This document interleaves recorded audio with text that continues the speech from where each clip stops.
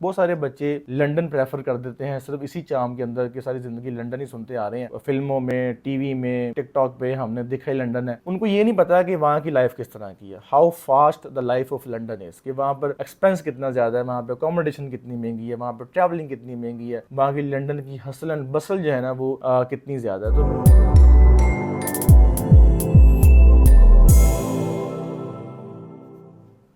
Assalamu alaikum and welcome to our YouTube channel. My name is Azim Qasim and I am founder and CEO of Edify Group of Companies. At Edify Group of Companies, we provide information regarding study abroad, immigration and career counseling. आज की video में मैं आपको ऐसी 5 tips दूंगा that can make your decision very easy if you are willing to apply in the UK. ये ऐसी 5 tips हैं जो मैं समझता हूँ कि these are the expert opinion, या आप कह लें कि मेरी पर्सनल रिकमेंडेशन है, टिप्स हैं कि अगर आप यूके का अप्लाई करना चाह रहे हैं, या अगर आपने डिसाइड कर लिया है, या अभी आप सोच रहे हैं कि अप्लाई करें कि ना करें, तो ये ऐसी 5 टिप्स हैं जो काम आएंगी आपके, और आपका डिसीजन भी आसान हो जाएगा और आपको इसमें काफ़ी हेल्प आउट हो जाएगा आपका पूरा जो प्रोसेस है, और आपको कल में इसको मुश्किलात पेश नहीं आएगी आपके प्रोसेस के अंदर। स्टार्ट करते हैं अपनी टिप नंबर 1 से, जो कि है एक्सपेंसेस कैलकुलेशन की। अच्छा, बहुत सारे बच्चे ऐसे हैं जो एक्सपेंसेस को ठीक से कैलकुलेट नहीं करते। एक तो अभी आपको पता है कि पाउंड का रेट बहुत ज़्यादा ऊपर चला गया है, 340 और आई थिंक 350 के पास चला गया है। कल की जो न्यूज़ है उसमें डॉलर आई थिंक 295 तक चला गया था। गोल्ड भी काफ़ी इंक्रीज़ कर गया था, और अभी नज़र देखने में ये आ रहा है कि जैसे जो हालात चल रहे हैं मुल्क की, पाउंड थोड़ा सा और ऊपर जाएगा। और अगर आप अपनी कैलकुलेशंस कर रहे हैं फॉर सितंबर 23 इनटेक, तो मेरी आपसे रिकमेंडेशन ये है कि अपना जो पाउंड का रेट है वो 340 से नहीं 370 से मल्टीप्लाई करें। आप बेशक आपकी ट्यूशन फ़ीस है, बेशक आपकी एम्बेसी फ़ीस है, अभी अभी फ़िल वक्त आपका रेट बेशक ऑनलाइन 340 आ रहा होगा, लेकिन आपने उसको 370 से ही मल्टीप्लाई करना है। सही है, आपकी बैंक स्टेटमेंट, आपकी इंश्योरेंस, आपकी एम्बेसी फ़ीस, आपकी ट्यूशन फ़ीस, आपके जो भी एक्सपेंस पाउंड में आपने करना है, आई वुड सजेस्ट यू कि आप उसे 370 से मल्टीप्लाई करें। उसका बेनिफिट ये है कि एक तो आपको अगर पाउंड का रेट ऊपर जाता है तो आपके बजट को टारगेट हिट नहीं करेगा, आपको एकदम से शॉक नहीं मिलेगा जी मेरा जो है ना वो बजट कम हो गया। सही है, और दूसरा ये है कि अगर उसमें से अगर पाउंड ऊपर जाता तो आपकी उसमें से कुछ सेविंग निकल आएगी जो आप cash in hand. If you want to apply in any university in any country, Canada, USA, UK, Sweden, Malaysia, just simply log into edify.pk/apply and you will get a simple application form है, उसको आपने fill out करना। there is no application fees। आप जैसे ही form submit करेंगे we will receive your inquiry and within 48 hours you will be assigned by a counselor।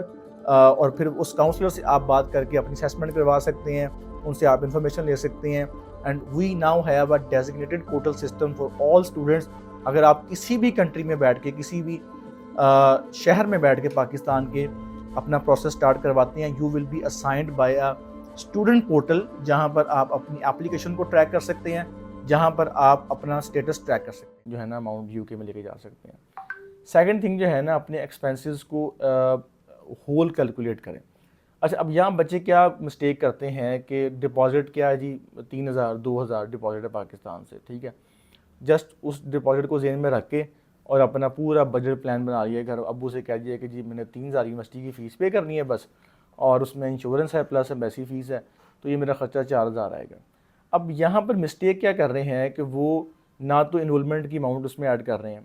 बहुत सारी ऐसी यूनिवर्सिटीज़ हैं जो वहाँ जाके आपसे इनरोलमेंट के वक्त 3000, 50%, 34%, 60%, what ever their plan is, कुछ 3000 पे भी इनरोलमेंट कर लेती है। मैं ऐसा नहीं कह रहा कि सारी यूनिवर्सिटी ही आपसे वो डिमांड करेंगी, कोई 5000 पे इनरोलमेंट कर रही है। 3000 वाली यूनिवर्सिटीज़ कम है, मैं हमेशा से रिकमेंड करता हूँ कि इस पर ना जाएँ, क्योंकि इनमें रश ज़्यादा होता है, फिर आपको आपकी बारी नहीं आती। और इस वक्त वैसे भी प्लान जो ट्यूशन फ़ीस का जो जितने भी प्लान हैं वो काफ़ी चेंज हो गए हैं इस साल, और मेरा ख्याल है कि इस बार 3000 में आपको बहुत कम ऑप्शंस मिलेंगी। अच्छा, अब अपनी इनरोलमेंट की अमाउंट आपने उसमें ऐड नहीं की, आपने अगर इंश्योरेंस ऐड की है तो या तो कम ऐड कर लिया। अच्छा, इसी तरह ना आपने cash in hand, for instance जब आपका वीज़ा लग के आ गया, अब जब आप यूके जा रहे हैं, आप खाली हाथ तो नहीं जाएंगे, या आप यहाँ से कौन सा कोई 5-10 हज़ार रुपये लेके चले जाएंगे कराची जाने के लिए, आपको एक अच्छी खासी अर्ली सेटलमेंट की अमाउंट लेके जानी है। That could be around 1000, 1500 and up to 2000 pounds, 2000 pound तक भी वो अमाउंट हो सकती है, जो जाके आपने वहाँ पर स्टार्टिंग में एक्सपेंस, अपने फ्लैट लेना है, आपने आपने गाड़ी लेनी है, फॉर इंस्टेंस आपने सेल फ़ोन लेना है, सिम कार्ड लेना है, आपने वहाँ जाके जो जो भी चीज़ें बाय करनी है अर्ली सेटलमेंट के ऊपर, सिक्योरिटी देनी है आपने फ्लैट की, बैंक अकाउंट ओपन करवाना है आपने, इस तरह की बहुत सारी छोटी छोटी चीज़ें होती हैं जो आपको वहाँ जाकर एक्सपेंस बियर करना पड़ता है। अपना ट्रैवल कार्ड बनाना है बस के लिए, जाते ही आपको जॉब तो नहीं मिलेगी, सारी बात है। तो ये होती है अर्ली सेटलमेंट अमाउंट जो आपको साल लेके जानी है। आपने टिकट लेनी है, टिकट की अमाउंट कोई कैलकुलेट ही नहीं करता। अब इस वक्त जो टिकट के हालात चल रहे हैं, मेरा ख्याल है वो 2.5 लाख की, 2 लाख की टिकट बनी हुई है, जो कि आई थिंक 500-700 पाउंड के करीब बनती है आज के रेट के मुताबिक। अच्छा, मैंने बताया कि आपके टीबी के एक्सपेंस हैं, चलें वो तो कम है, आइल्स के एक्सपेंस हैं 50-60 हज़ार, फिर आपको इस पूरे प्रोसेस में कोई 2-3 बार ट्रैवल करना पड़ता है आपके मेन सिटी से टूवर्ड्स लाहौर, इस्लामाबाद, उसका भी एक्सपेंस आ जाएगा आपका। कुछ छोटी मोटी आपने जाते हुए यहाँ से शॉपिंग करके जानी है, ज़ाहिर बात है अगर आप ट्रैवल कर रहे हैं तो खाली हाथों नहीं जाएंगे किसी कंट्री में, कुछ सर्दी अपने कपड़े लेने हैं सर्दियों के, कुछ छोटी मोटी आपने स्टेशनरी लेनी है। तो जब आप इन तमाम एक्सपेंसेस को सम अप करते हैं तो आप देखेंगे कि अगर आपने एक अपनी अमाउंट बनाई हुई है कि मेरा जी खर्चा सिर्फ 12 लाख रुपये आना है, मुझे एजेंट ने कहा है आपका सिर्फ 10 लाख रुपये खर्चा आना, 3,000 डिपॉजिट है आपका, ये 1000 आपकी एम्बेसी फीस इंश्योरेंस है और आप यूके जा रहे हैं। तो अगर वो 10 लाख है तो जब आप ये सारा कुछ ऐड करेंगे तो it will be around 20 lakhs, यानी कि उसमें कम से कम 8 से 10 लाख का डिफरेंस आ जाएगा आपका, जो आपके माइंड में होगा ही नहीं कि भाई ये मैंने वहाँ जाके पे करना था, ये मेरे एक्सपेंस आने। इसी तरह एक आपका एक्सपेंस होता है बैंक स्टेटमेंट का, जो आपने अपने अकाउंट में फॉर द टाइम बीइंग जो है ना वो रखवानी होती है। वो भी आपका एक्सपेंस तो खैर नहीं है, लेकिन आपको फॉर द टाइम बीइंग एक अच्छी अमाउंट 7-8 मिलियन 10 मिलियन तक आपको होल्ड करनी पड़ती है अपने बैंक अकाउंट के अंदर, बैंक के अंदर, जो कि आपको अक्सर लोग नहीं बताते। तो वो भी आपके एक्सपेंस में आप उसे कैलकुलेट नहीं करते। तो ये है टिप नंबर 1 कि आपने अपने एक्सपेंसेस को कैसे कैलकुलेट करना है और क्या चीज़ आपने कंसीडर करनी है और क्या चीज़ है ना आपने मेक श्योर करना है कि उसमें आप जो है ना वो राइटली उसकी जो कन्वर्जन है वो कर रहे हैं। सेकंड है जी, choose a degree with placement. ये मेरी अपनी पर्सनल टिप है कि जब आप ये डिसाइड कर लेंगे मैंने यूके जाना है, go for a placement offer. Placement का बेनिफिट ये, एक तो आपको 16 माह का एक्स्ट्रा वीज़ा मिलता है। सही, आपका जो बेसिक वीज़ा है पीजी वालों का वो होता है 16 महीने का, अगर आप प्लेसमेंट के साथ लेंगे तो आपको 32 महीने का मिल जाएगा। एक एक्स्ट्रा बेनिफिट है, आपको मुफ्त की जॉब मिल रही है, पेड सैलरी मिल रही है, सही है, और देर आर चांसेस कि वही जॉब कंपनी आपको हायर भी कर ले जब आप PSW पे आएंगे, सही है, और एक्सपोजर मिल रहा है, एक्सपीरियंस मिल रहा है, बैठे बिठाए CV आपकी बूस्ट हो रही है। और सबसे जो इंटरेस्टिंग बात ये है कि बहुत सारी यूनिवर्सिटीज़ प्लेसमेंट ईयर का चार्ज भी नहीं करती। 1000 पाउंड 1200 पाउंड, जो कि आपका अगर आपकी फर्स्ट ईयर की फ़ीस 16,000 है तो विद प्लेसमेंट आपकी 17,000 हो जाएगी, जो कि मैं समझता हूँ कि एक फ्री ऑफ कॉस्ट आपको ऑप्शन मिल रही है। अगर आपके डिग्री प्रोग्राम में प्लेसमेंट अवेलेबल है तो इसको ऑप्ट करें। अगर काफ़ी बच्चों के कंसर्न्स वैलिड भी होते हैं कि मैंने डिग्री साल की करनी, मैं क्यों 2 साल की करूँ, सही है, मेरा आगे मेरी जॉब कंफर्म है, बस जाकर मैंने स्विच कर लेनी है।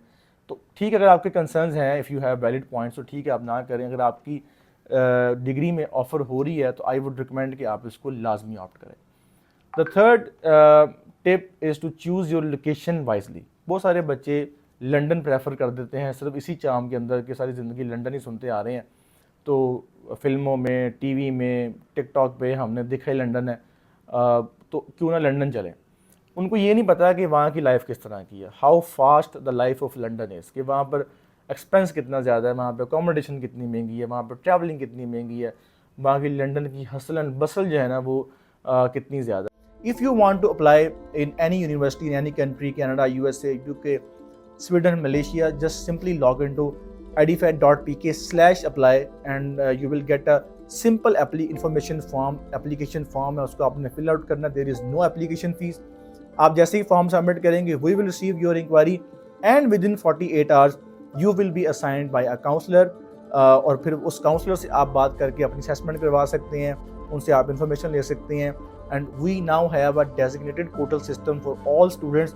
अगर आप किसी भी कंट्री में बैठ के, किसी भी शहर में बैठ के पाकिस्तान के अपना प्रोसेस स्टार्ट करवाते हैं, you will be assigned by a student portal, जहां पर आप अपनी एप्लीकेशन को ट्रैक कर सकते हैं, जहां पर आप अपना स्टेटस ट्रैक कर सकते हैं। तो मैं अगर आप सिर्फ और सिर्फ लंदन इसलिए जा रहे हैं, देखें अगर वहाँ पे टॉप रैंक यूनिवर्सिटीज़ हैं, क्वीन मैरी यूनिवर्सिटी लंदन है, वहाँ पर ग्रीनविच यूनिवर्सिटी है वहाँ पर, सही है, वहाँ पे बहुत सारी ऐसी यूनिवर्सिटीज़ हैं जो जिनकी इट्सल्फ एक जो है ना वो रेप्यूट है।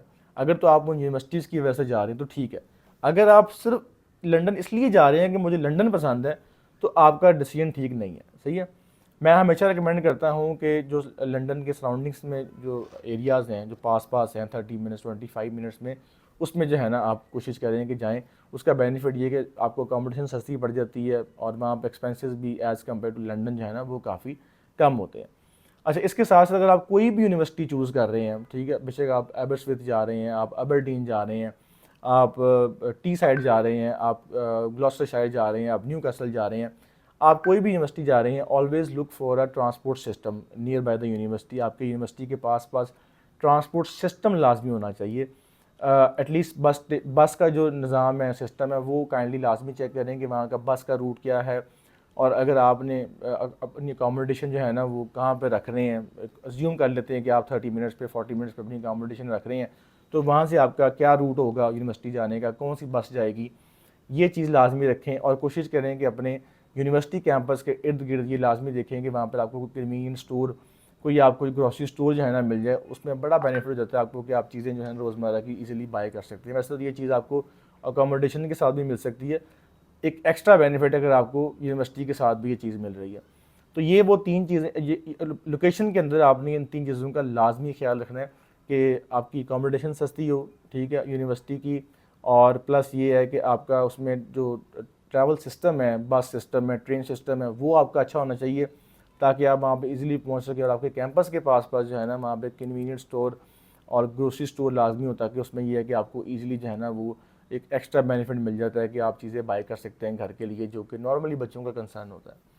अच्छा, उसके बाद है जी फोर्थ टिप, बहुत ज़्यादा इंपॉर्टेंट, बहुत ज़्यादा important, don't rely on English test other than IELTS and PT.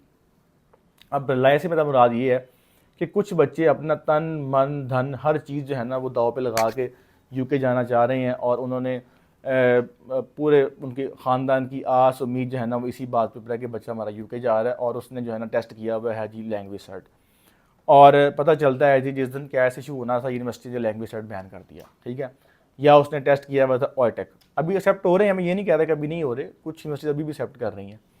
अच्छा, जिस दिन कैश इशू होना था पता चला जी उस दिन उन्होंने बैन कर दिया पकड़ के टेस्ट को, और पूरे ख़ानदान में जो है ना वो एक फौतकी का सामान बन गया जी। बच्चा जा रहा था, बच्चा रह गया हमारा, बच्चे से आयश नहीं है बो रहा, बच्चा क्या करेगा, बच्चा मर गया, हमारा पाउंड ऊपर चला गया। वो एक बड़ा ना अजीब सा सीन क्रिएट होता है, हमने विटनेस भी किए हैं इस तरह के जो है ना वो केसेस। तो उसका वजह यह है कि you are heavily relying on the test. आपको लगता है कि आइल्स तो मुझसे नहीं होना, अगर मैंने आइल्स को पढ़ने की कोशिश की तो मुझे कोई ऐसी बीमारी हो जाएगी जो सारी ज़िंदगी में सिक्योर नहीं हो पाऊँगा, या अगर मैंने बुक खोली आइल्स की तो मुझे चक्कर आएंगे, मैं गिर जाऊँगा, या अगर मैंने कोशिश भी की आइल्स करने की तो मेरा कोई नुकसान हो जाएगा। आप सारा का सारा फोकस कर रहे हैं टेस्ट के ऊपर, ठीक है, टेस्टों में क्या हो रहा है सबको पता है, मैं उस पर बहस नहीं करूँगा। तो जब आप उस पर ज़्यादा फोकस करते हैं, फिर उसके बाद क्या होता है कि आप जब एकदम से न्यूज़ आती है कि भाई दिस इज़ नो मोर, ठीक है, और फिर आप धड़ाम से नीचे गिर जाते हैं। तो मेरी हमेशा प्रेफरेंस रही है बच्चों से कि focus on PTE, focus on IELTS, focus on the self based test जो आपको बचा सकते हैं, जिनकी क्रेडिबिलिटी अच्छी है, जिनका पता है कि यार ये जल्दी बैन नहीं होंगे, सही है, बल्कि बैन क्या नहीं होंगे, क्या ये हो सकता ही नहीं है, क्योंकि ये इनकी एक हज़ार सालों साल की लेगेसी है इनकी, और उसके पीछे अच्छा खासा स्टेक इन्वॉल्व होता है ब्रिटिश काउंसिल का भी, यूकेवीआई का। जो बाकी टेस्ट हैं वो खरगोश की तरह हैं, यूँ गायब हो जाएंगे मार्केट से, सही है, आज हैं कल नहीं है, और हमने देखा भी है, विटनेस भी किया हमने, काफ़ी टेस्ट आके चले भी गए हैं। तो इस पर ज़्यादा रिलाई ना करें। आपको बहुत ज़्यादा लोग कहेंगे कि टेस्ट कर लें, ये नहीं, मैं ये नहीं कह रहा कि बिल्कुल ना करें, मैं ये कह रहा हूँ कि कोशिश करें कि आप आइल्स करें, सही है।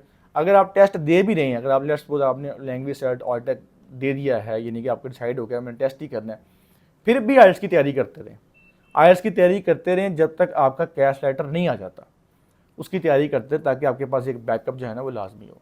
The fifth and the most important, जिसके ऊपर हमें ताने भी सुनने को मिलते हैं, जिसके ऊपर हमें बहुत ज़्यादा बातें भी सुनने को मिलती हैं कि सर आप किस चीज़ के पैसे चार्ज कर रहे हैं, आपको तो यूनिवर्सिटी भी कमीशन देती है, मुझे फ़लाने ने कहा है जी आपको, आपका हम फ्री केस कर देंगे, हमें यूनिवर्सिटी कमीशन देती है।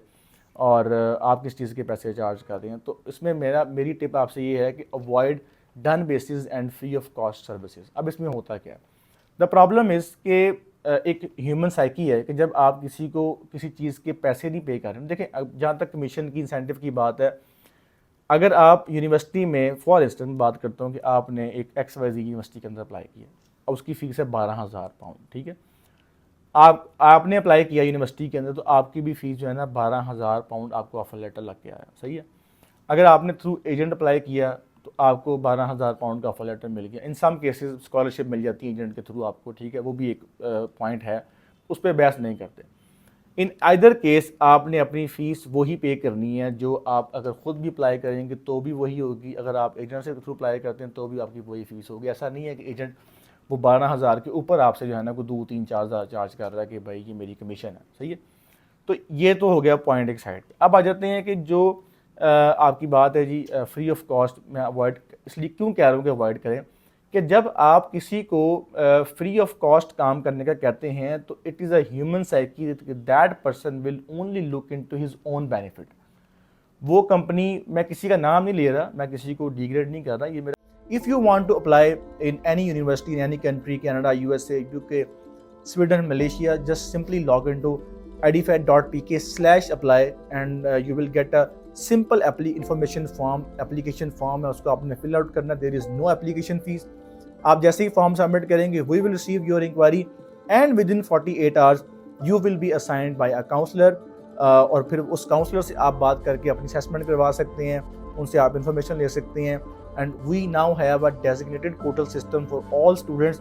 अगर आप किसी भी कंट्री में बैठ के, किसी भी शहर में बैठ के पाकिस्तान के अपना प्रोसेस स्टार्ट करवाते हैं, you will be assigned by a student portal, जहां पर आप अपनी एप्लीकेशन को ट्रैक कर सकते हैं, जहां पर आप अपना स्टेटस ट्रैक कर सकते हैं। अपना एक टिप है कि वो कंपनी, वो काउंसलर, वो बंदा अपना बेनिफिट देखेगा और he will try to put you in that university के जहाँ से उसका बेनिफिट ज़्यादा होगा, सही है, क्योंकि आपने उसको पे नहीं किया हुआ, he is not answerable to you. ना आप उससे क्वेश्चन कर सकते हैं, ठीक है, आप उससे क्वेश्चन करेंगे कि भाई मेरा यहाँ भी क्यों नहीं अप्लाई किया, वो कहेगा हमने कौन से पैसे लिए हैं आपसे, सही है। और जितने भी ऐसे हैं, क्या नाम उसका, कंपनीज हैं जो ऐसे काम कर रही हैं, या जितने भी काउंसलर ऐसे काम कर रहे हैं, वो तो बच्चे से यूनिवर्सिटी का नाम भी नहीं पूछते। और ऐसे बच्चे जो ये काम करवाते हैं वो भी सिर्फ they are looking for visas only, सही है, कि मुझे सिर्फ वीज़ा चाहिए बस, जो सी मर्जी यूनिवर्सिटी। अब उसमें होता क्या, एंड ऑफ द डे कि वो जो काउंसलर है या वो जो कंपनी है वो आपको ऐसी ऐसी यूनिवर्सिटी प्लेस करवा देगी, ऐसे ऐसा कोर्स बेच देगी आपको कि जिनकी ना तो आपको ज़रूरत थी, ना आपके कोई मफाद में था, ना आपका कोई बेनिफिट था, क्योंकि आपसे उसकी कंसल्टेशन हुई ही नहीं। आपने कहा भाई ये डॉक्यूमेंट्स हैं, मैंने पैसे पूछे क्यों नहीं देने, मेरे वीज़ा लगवा दो। वो डॉक्यूमेंट्स उसने पकड़े और वहाँ पे अप्लाई कर दिया जहाँ पे उसको बेनिफिट नज़र आ रहा था। जब आप किसी को पे करते हैं, you have the power of negotiation. आप उससे बात करते हैं कि भाई बताओ मेरा कहाँ अप्लाई करो, कि मेरे से बैठ के डिस्कस करो, सही है, ये ऑप्शन है, ये ऑप्शन है, ये ऑप्शन है, ठीक है। एंड दैट पर्सन इज, अगर आपको कोई 25-30 हज़ार रुपये का तुम 50 हज़ार भी पे करना पड़ रहा है तो उसमें कोई ऐसी कोई मौत नहीं पड़ जाएगी आपको कि जहाँ पर आपका 50 लाख रुपये खर्चा आ रहा है, जहाँ पे 30 लाख रुपये खर्चा आ रहा है, उस 50 हज़ार से जो है ना आपका बजट ख़त्म हो जाएगा, आपकी जो है ना वो कुल कायनात जो है ना वो मैं कहता हूँ ख़त्म हो मिट जाएगी अगर आपने वो 25-30 हज़ार रुपये दे दिया। दैट 25-30 हज़ार रुपया will eventually save you for the rest of your process जो आपका चलेगा उसके साथ, अगर आप उसके साथ फेयरली चल रहे हैं, ठीक है। अब होता ये है कि जब आप फ्री में काम करवाने निकलते हैं, सही है, तो वो काउंसलर भी आपको टू बी ग्रांटेड ही ले रहा हो, तो उसे पता है कि इसने डॉक्यूमेंट्स मुझे नहीं दिए, भाई 5-6 जगह और भी दिए होंगे, फ्री है ना, बच्चा फ्री दे रहा है तो मुझे भी दे के गया, 10 जगह और भी दे के गया, तो वो आपके केस के ऊपर वो एफर्ट नहीं लगा रहा, he is just on trying to complete his targets. जहाँ पर उसके टारगेट पूरे होंगे वो आपको उसके आगे फुल स्टॉप लगा देगा, और जो बाकी बच्चे हैं वो फिर रुलते रहेंगे, क्या कहते हैं उसे, खजल ख़राब होंगे और अपना जो है ना टाइम भी वेस्ट करेंगे और पैसे भी ज़ाया करेंगे, सही है। तो अपने जहाँ पर आप 25-30-50 लाख रुपए स्पेंड कर रहे हैं, सही है, जहाँ पर आप अपना इतना पैसा इन्वॉल्व कर रहे हैं, आपकी इमोशंस, आपकी फैमिली, तो वहाँ पर 25-30-40 हज़ार से कोई फ़र्क नहीं पड़ जाएगा, but that will eventually save you कि आपका जो प्रोसेस है वो स्मूथ हो, काउंसलर आपको जवाब दे हो, सही है। और डन बेस वाले तो मेरी हाथ से हाथ जोड़ के गुजारिश है कि खुदा के वास्ते मुल्क का नाम बदनाम करना छोड़ दें। फेक डॉक्यूमेंट्स, फेक चीज़ें लगाना छोड़ दें। बच्चों से रिक्वेस्ट है कि भाई इतनी बड़ी कोई रॉकेट साइंस नहीं है जो आप डर जाते हो कि पता नहीं मेरा वीज़ा रिफ्यूज़ हो जाएगा। प्रोसेस अपना बड़ा स्मूथ है, इजीली करवाएं। एक काम जो 10 लाख में होना है, 15 लाख में होना है, वो आप लोगों ने 50 लाख में करवाना है, सिर्फ इसी वजह से कि आपको खौफ है कि मेरा वीज़ा रिफ्यूज़ ना हो जाए। और वो जो एजेंट आपकी फ़ाइल के साथ खिलवाड़ कर रहा है, fake documents, fake statement, fake oil, सारा कुछ, ठीक है, और जुआ खेल रहा है आपकी फ़ाइल के ऊपर, वो बेदर्द इंसान है, उसको सिर्फ अपने पैसे से गर्ज है और वो उसको आपसे कोई गर्ज नहीं है। तो डन बेस को भी अवॉइड करें, सही है, और फ्री सर्विसेज को भी अवॉइड करें। कोशिश करें कि प्रोफेशनल अच्छे जो कंसल्टेंट्स हैं, काउंसलर हैं, मैं किसी का नाम नहीं ले सकता इस वक्त, मजबूरी है, लेकिन obviously there are many companies in Pakistan जो बड़ा अच्छा काम कर रही हैं, प्रोफेशनल काम कर रही हैं। You can choose them, you can opt them, और ऑब्वियसली अगला प्रोसेस तो फिर आपको पता ही है। तो खैर वीडियो को यहाँ पे एंड करते हैं। 5 टिप्स मैंने बताई हैं आपको। एक तो एक्सपेंसेस को कैसे कैलकुलेट करना है राइटली, सेकंड है कि डिग्री विद प्लेसमेंट चूज़ करें, this is my personal tip to you. Location को अच्छे से जो है ना वो चूज़ करें, और इंग्लिश टेस्ट के ऊपर रिलाई ना करें इतना ज़्यादा। And the last one is कि avoid done basis and free services. अगर आपको वीडियो ये पसंद आई तो इसको लाजमी शेयर कीजिएगा, और अगर अभी तक आपने हमारा चैनल सब्सक्राइब नहीं किया तो लाजमी कीजिएगा। Thank you so much. अल्लाह हाफिज़।